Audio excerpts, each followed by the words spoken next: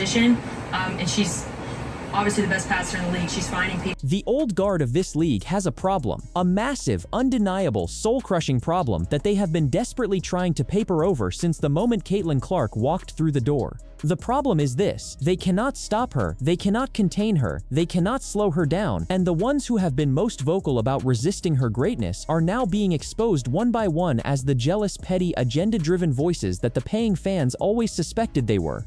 Caitlin Clark is not the issue. Caitlin Clark has never been the issue. The issue is a culture inside this league that decided, before she ever played a single professional minute, that she needed to be humbled, targeted, and made to feel unwelcome. And that culture just took a brutal, catastrophic, absolutely devastating hit from the last person anyone expected to deliver it. Welcome back. This is WNBA Flash, and today we are documenting the moment Kelsey Plum said what the entire old guard of this league has been terrified to admit out loud. That's a bad.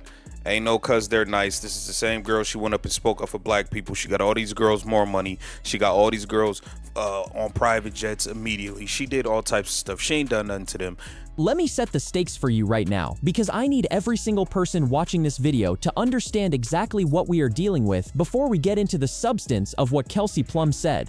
Caitlin Clark arrived in this league as the most scrutinized, most talked about, most anticipated rookie in the history of women's professional basketball in this country. She came in carrying the weight of an entire fan base, an entire television audience, an entire commercial ecosystem that the WNBA had been begging for, praying for, lobbying for decades. She came in and she delivered. She delivered on the court. She delivered in the stands. She delivered in the ratings, she delivered in the jersey sales and the broadcast numbers and the attendance figures and every single measurable metric that the people who run this league had been chasing for 30 years. And what did the old guard give her in return? Targeting, physical intimidation, flagrant fouls that went unaddressed, a culture of hazing dressed up as toughness, a wall of silence from veterans who knew exactly what was happening but chose to protect the old order rather than speak an honest word. That is what Caitlin Clark got in return for saving this league's commercial future. That is the undeniable reality that the establishment does not want you to sit with for too long. And then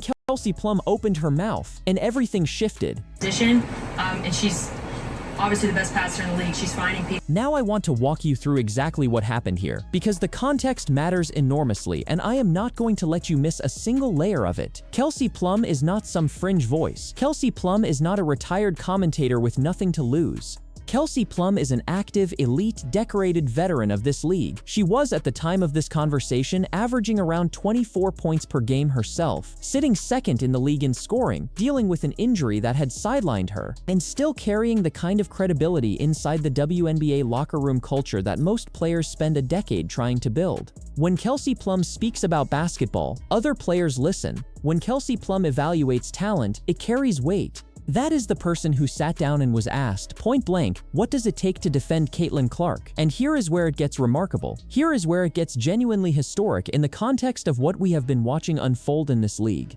Because the pattern we have seen from veteran after veteran after veteran is the same. They dodge, they deflect, they give you the non-answer. They say something vague about physicality and toughness and the game being different at the professional level. They protect the wall of silence. They refuse to give Caitlin Clark the direct, honest, unambiguous acknowledgement that her talent demands and that the fans watching at home can plainly see with their own eyes. Kelsey Plum did not do that. Kelsey Plum sat down and told the truth. She laid out a scouting report on Caitlin Clark that was so precise, so analytically honest, so devoid of the usual petty resistance that it landed like a thunderclap in a room full of people who had been pretending not to hear the storm coming. She said you have to pick up your defensive assignment early. She said Caitlin Clark thrives in transition, so your pickup point is everything. She said you have to be aggressive but disciplined, because overhelping and getting out of position is exactly what Caitlin Clark wants, because she will find the open player every single time. She said you cannot gamble on defense because Caitlin Clark will punish every gamble with a precision pass that results in an easy basket. And then Kelsey Plum said the thing that the old guard has been collectively refusing to say since day one. Don't take my word for it. Listen to Kelsey Plum say it herself, in her own voice, with cameras rolling. That's a bad. Ain't no cuz they're nice. This is the same girl. She went up and spoke up for black people. She got all these girls more money. She got all these girls on private jets immediately. She did all types of stuff. She ain't done nothing to them. She said it. Cameras rolling, full sound, no edit. She's obviously the best passer in the league. She's finding people. That is what Kelsey Plum said. a veteran scorer averaging 24 points per game, second in the league, looked directly into that camera and called Caitlin Clark the best passer in the entire WNBA. Not a good passer, not an impressive passer for a rookie, the best in the league, full stop. Let me say that back to you one more time so it lands the way it deserves to land. Kelsey Plum, one of the most accomplished offensive players in this league right now, called Caitlin Clark the best passer in the WNBA. That is the admission. That is the evidence.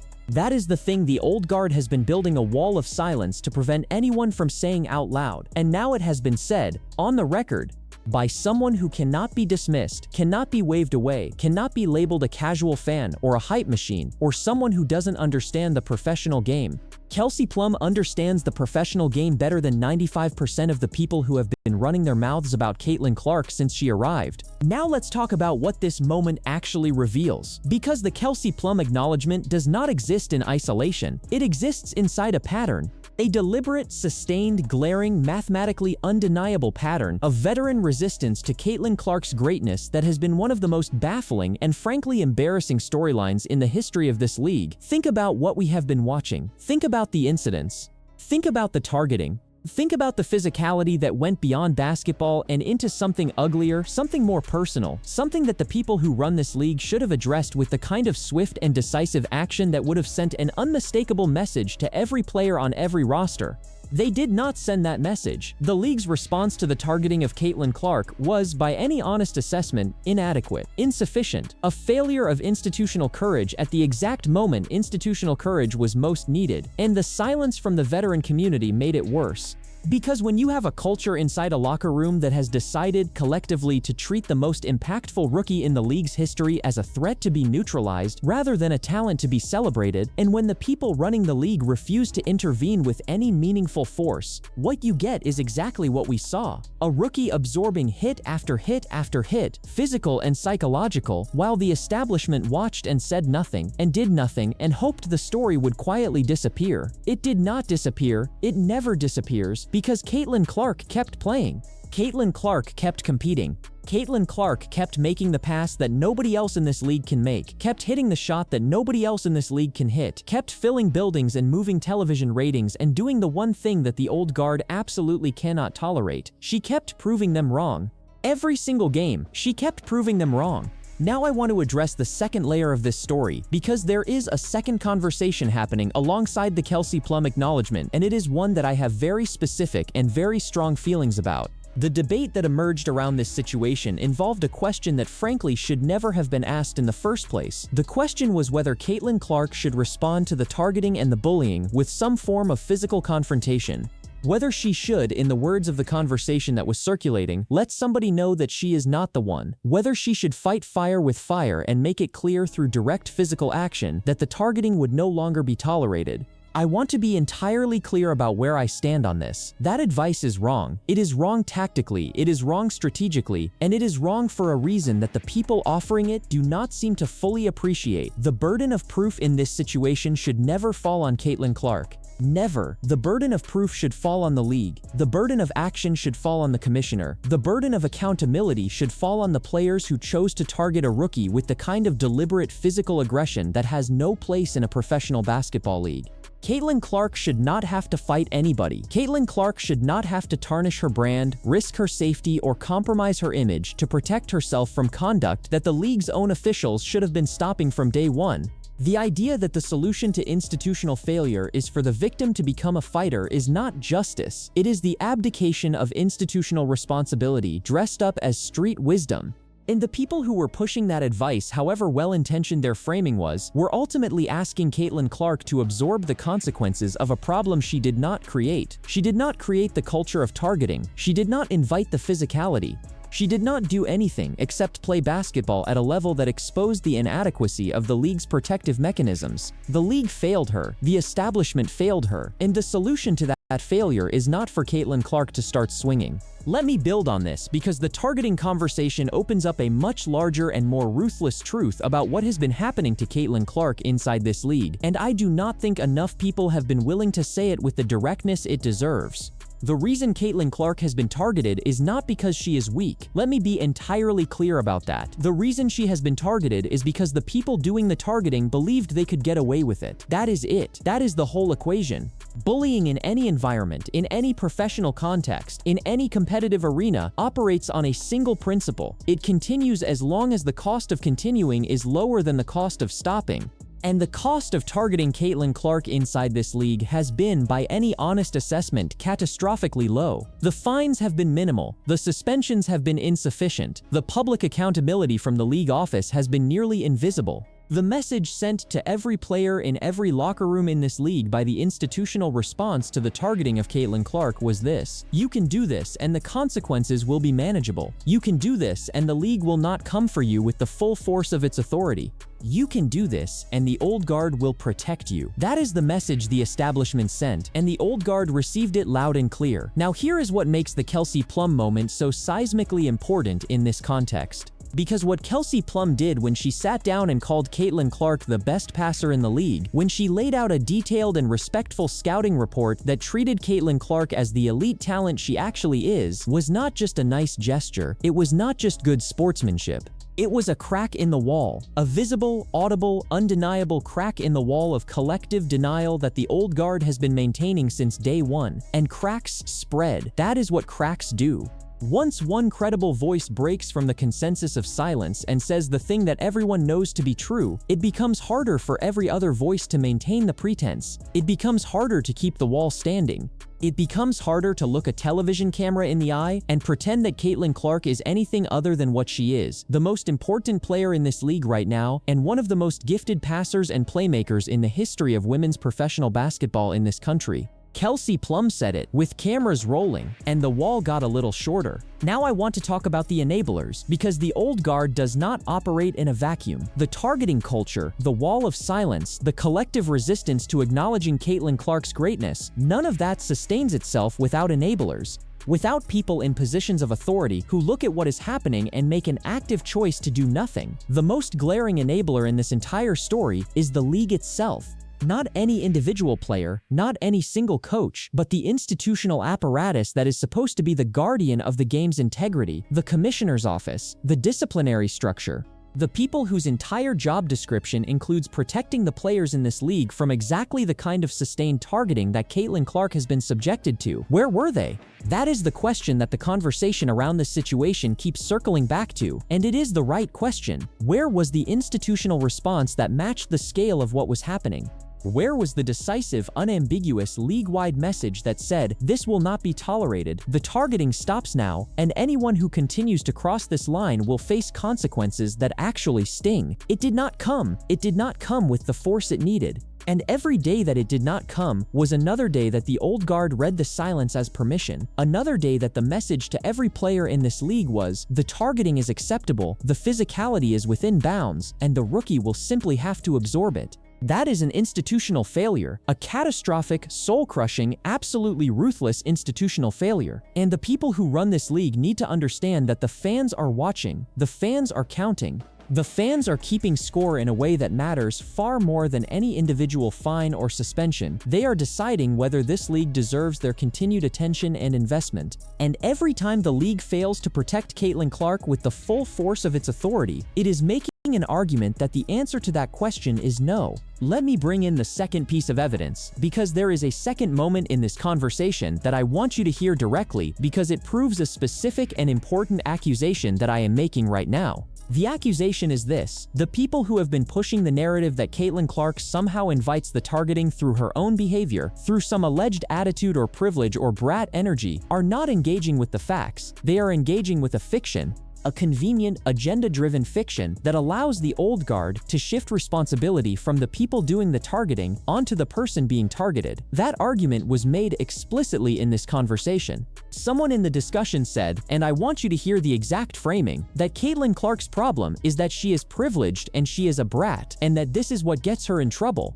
And they contrasted her with other players who they claimed do not face the same targeting because, quote, they are nice. Watch this. I want you to hear exactly how that argument was shut down. There it is, that is the rebuttal, that is the receipt, the argument that Caitlin Clark faces targeting because of her personality, because of some alleged brat energy, because she is not nice enough, collapses the moment you look at what she has actually done. She spoke up for other players? She got these players more money. She got these players on private jets. She did things for this league and for the players in it that nobody was doing before she arrived. The idea that the targeting she faces is a response to her attitude is not a serious argument. It is a deflection. It is a way of blaming the victim for the crime. The real reason Caitlin Clark faces targeting is the one that the honest voices in this conversation identified clearly: jealousy, envy, the specific, glaring, unavoidable envy that comes from watching someone arrive and immediately receive the attention, the resources, the commercial investment, and the cultural moment that the old guard spent years believing they were owed. Everything they wanted, they got. The money is up. The attention is up. The private jets are real. The investment is real. They got everything they were asking for. They just did not get to be the face of the moment that delivered it. And that is what they cannot forgive. That is the brutal, undeniable, soul-crushing truth at the center of this entire story. It was never about basketball. It was never about toughness or professionalism or the right way to break into a league. It was about credit. It was about who gets to be the face of the transformation. And when the answer turned out to be a rookie from Iowa who had never played a professional minute, the old guard made a decision, a deliberate, conscious, ruthless decision. They decided to make her feel it. Now I want to render my verdict, because I have been building toward this and I am not going to hold back. The old guard lost this fight the moment Kelsey Plum opened her mouth. Not because one honest assessment from one veteran player changes the entire culture overnight. It does not. The targeting does not stop because Kelsey Plum gave a respectful scouting report. The institutional failures do not disappear because one credible voice broke from the consensus of silence. But what does change is the narrative. What does change is the landscape. What does change is the cost of silence for every other veteran who has been watching this situation and choosing day after day to say nothing. Because now there is a comparison point. Now there is a standard. Kelsey Plum, second in the league in scoring, dealing with an injury, a decorated veteran with every reason to protect the old order, sat down and told the truth. She called Caitlin Clark the best passer in the league. She laid out a scouting report that treated Caitlin Clark as the elite talent she is. She did not dodge. She did not deflect. She did not give a vague non-answer designed to protect her standing with the old guard. She told the truth. And every veteran who has been choosing silence now has to look at that and decide, which side of this story do I want to be on? Because the story is being written right now. The story is being written in real time, and when it is finished, the people who chose honesty are going to look very different from the people who chose silence. The league is going to have to reckon with its institutional failures around the targeting of Caitlin Clark. That reckoning is coming whether the establishment wants it or not. The fans are demanding it. The television numbers are demanding it. The commercial reality of what Caitlin Clark represents to this league's future is demanding it. You cannot build a sustainable business on a foundation of protecting the people who target your most valuable asset. You cannot keep the lights on by alienating the audience that showed up specifically because of the player you are failing to protect. The math does not work.